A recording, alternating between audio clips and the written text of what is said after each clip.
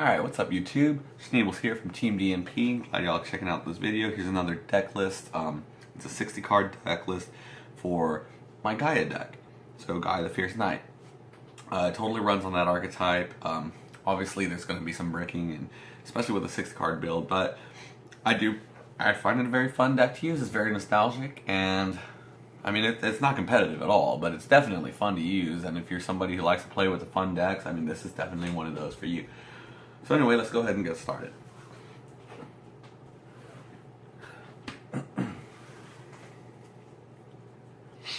So with our monsters, we start off with 3 Lord Gaia the Fierce Knight. This card came out in the movie pack, so it's pretty cheap. Not really a great card, but if your opponent controls monsters and you control no monsters, you can special summon him.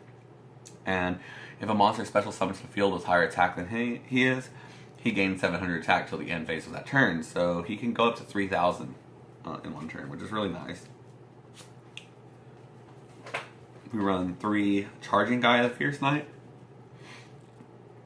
So this Gaia can be normal summoned without tributing if his attack goes down to 1900, which isn't really a big deal. I love the art, and he's actually my favorite of the Gaia cards. I don't run a Risen Gaia, but you definitely can.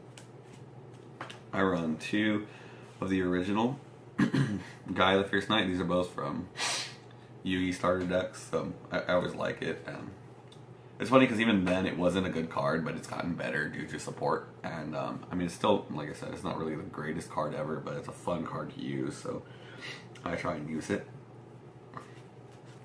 Then I run 1 Swift Gaia the Fierce Knight, and we all know this card is, I mean, I'm pretty sure y'all remember when it came out in the tin, and it was a pretty big deal, and so it's pretty, I mean, not really like because it's a good deal because it was like, oh cool, another Gaia monster. So if you have no cards in your hand, you can special summon this card, or normal summon it without tributing. Okay, so it's not really the greatest effect, but I just like it because it was also one of the, I really like Gaia the Fierce Knight, and whenever they added the support, it became pretty cool. So that's the last of the ranks, the level 7 Gaias that I run.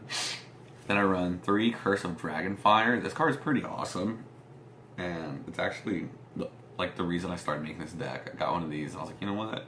Let me make this deck. So when Curse of Dragonfire is summoned, you can destroy a field spell card on the field. So that's pretty cool. So you can, like, because it's like a MST, you know, let's get rid of a field spell, and you contribute this as well as as another monster to fusion summon a fusion monster from your extra deck. So that's really cool, and it's an awesome card, and I love the artwork. Then we run 3. These are level 4s. 3 Gaia the Midnight Sun. There's not really anything important about him. Just I run him to fill the grave. He's also good. It's just cool because the artwork, I think. And then I also have 3 Gaia the Polar Knight.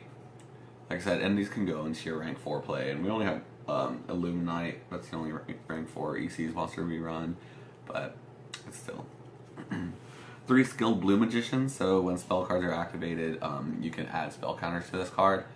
And so each time so you can add 1, and you can have a max 3. You can tribute this card with 3 spell counters on it. Special summon a Gaia monster from your hand, deck, or graveyard. You can banish this card from your graveyard, target 1 card you control, and place a spell counter on it. So it's really cool. I rarely get to do that, but not because I don't get the opportunities. It's just I never get Skilled Blue Magician in my hand. So then we run 2 the Earth Hexield Fusion, just for our fusion plays as well. Now for our 1-ofs. These are our Chaos cards. We have 1 Chaos Sorcerer, 1 Light Pulsar Dragon, and of course 1 Black Leather Soldier Envoy at the beginning. Okay, so that's that for these monsters.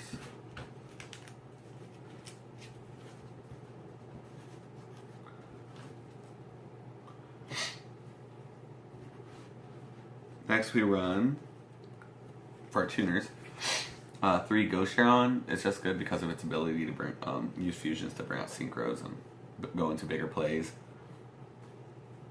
And I mean, it's a level 2 tuner, so that's a good thing. We have 2 synchron resonators, so if this card is, you can special summon if there's a synchro monster on the field.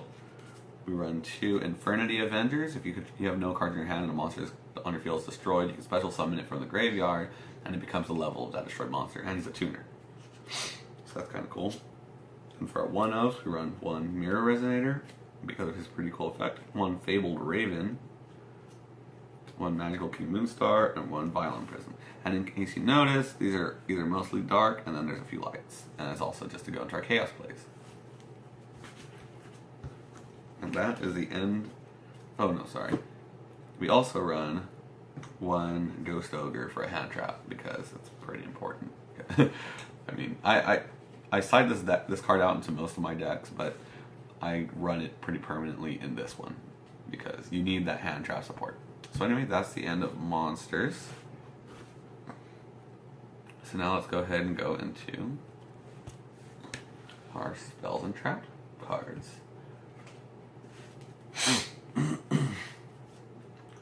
So for the archetype, we run 3 Spiral Spear Strike. So whenever a Gaia, one of the level 7 Gaias inflicts or attacks a defense position monster, you inflict piercing damage. Also, there's something else about this card.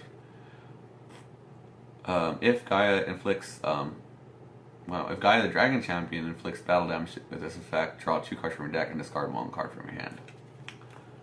I never do that. I always forget that it does do that, so I should probably start. 2 Exchange of Night and Day, just to kind of fill the grave using those your Gaia cards that are your level 4s. 1 Blazing Mirror Force, just for damage to your opponent, because if you're bricking, this is a good way to inflict some amount of damage. 1 Kunai with Chain, old school, kind of had to stick with it, felt good with the archetype. 1 Intrigue Shield for defense, because your monsters don't really have it, and it's a good card, good trap. 1 Soul Rope, also kind of just to keep you safe. 1 Deep Dark Trap Hole. And then we go into our 1-of spells. 1 Fusion Gate, pretty standard stuff for a fusion, an old school fusion deck at least. 1 Soul Exchange for lulz. We run a triple Cup of Ace for draw power. Also remember, it's a really risky card, and we talked about it, and I was talking about it with my cousins, and we're like, you know what, this card bricks a lot. I mean, it ends up failing you a lot. It doesn't brick. It fails you a lot of times, and you'll end up going in it and turns into, if you don't get the +2, it's a -1, basically, you know. Anyway, 1 Regeki, because sometimes you gotta blow shit up. And then 1 Twin Twisters, because also sometimes you gotta just clear the back row, and this is a good card. It also discards, so that adds something to your graveyard. I felt that's good, pretty good for the Chaos Engine. 1 Upstart Goblin for draw power. 1 Quaking Mirror Force for protection as well. And this is one of those cards that I feel like most decks should run. I mean, I like to run it just at 1. And I kind of get mad because it's in Spanish and I can't read Spanish, but I know what Quaking Mirror Force does, so. 1 Dark Bribe for spell and trap protection. 1 Dimensional Prism for banishment of your opponent's monsters, and 1 7 Tools of the Bandit, also for spot trap protection. It's also pretty important. A lot of people don't run 7 Tools of the Bandit, but I believe that it's actually one of the most important cards to run. Same with like Dark Bribe. Yeah, you lose 1,000 life points, but that's better than like Solemn and stuff, and it's a good protection card. So if someone Solemns you, you could do 7 tools, they still lose those 1,500 or 2,000, and then you're okay. You can protect, you know, whatever play you were going to go for is safe. Anyway, let's go ahead and get into our extra deck, which is, you know, probably the best part of the deck. So we have 1 number 10 Illuminite. Fun fact about this card, so you can see it's got torn. That's because when I pulled it in the Photon Shockwave, I was real excited, and I kind of just tore it, and I tore all the cards, and like the names tore off, and it's really messed up because it's ulti. I mean, it's not worth a lot, I mean, when you pull an ulti and that happens, no matter what card it is, it's kind of disappointing. Then we have one Gaia Dragon, the Thunder Charger, which is my favorite of the extra deck cards, because you can overlay like a level 5 or 6 into him, and then from there you can go ahead and use him. I mean, we don't have any level 5 or 6, but if you want to do it, you can. It makes it easier to get him out if you can't get your level 7s out. And he inflicts piercing damage to defense position monsters too. We have one Red Eyes Flare Metal Dragon. It's a necessity for any level 7 deck that goes into Xyz plays. So for our synchros, we have one Samsara Dragon for Burst for level 5. Super easy to get out. It's basically like a little monster reborn. Always set it to defense. We run two Gaia Knight, the Force of Earth. Simple synchro, no effect, but it's important for further plays. One Scarlight for, field removal. One Hot Red Dragon Archfiend Bane for super protection. I mean, this card is OP. I can't stress enough how awesome it is. One Hot Red Dragon Archfiend Bane. Same, like if you get both these guys on the field, it should be game in most pools. So, yeah. We got one Hot Red Dragon Archfiend Calamity, which isn't as good as the others, but it's a good card for the one turn that it's summoned. That's 4,000 attack, so it's your strongest monster that you'll be running. Then we got a triple of the Sky Galloping Gaia, and so this card is treated as Gaia the Dragon Champion, which is pretty important because of Spiral Spirit. When you summon it, you can add Spiral Spear Strike from your deck to your hand, so you activate that. Whenever this card attacks a monster, you can change it to defense position. Spiral Spear Strike inflicts piercing damage to defense position monsters, and whenever you destroy a monster by battle with Gaia the Dragon Champion with Spiral Spear Strike on the field, you can draw 2 cards, discard 1. So this is a huge plus. If you can go into this card, all you need is one Gaia the Fierce Knight monster and one Dragon type monster. So typically you're going to use Curse of Dragonfire, but you also have the so like that's a pretty easy way to go into this. And Gaia Drake, the Universal Force. This is where you'll be using your the Earth Hex Shield fusion. So you need one Gaia Knight, the Force of Earth, and one non-effect synchro monster. So you could just use 2 of them to go into this, but I usually just use Gaia Knight, the Force of Earth, and then one the Earth Hex Shield fusion. So this card's really cool. It cannot be targeted or destroyed by the effects of effect monsters, which isn't really super important, but I just like the artwork. It's a great card, and it's perfect for the archetype. And lastly, we run one Dragon Knight Draco Exquisite.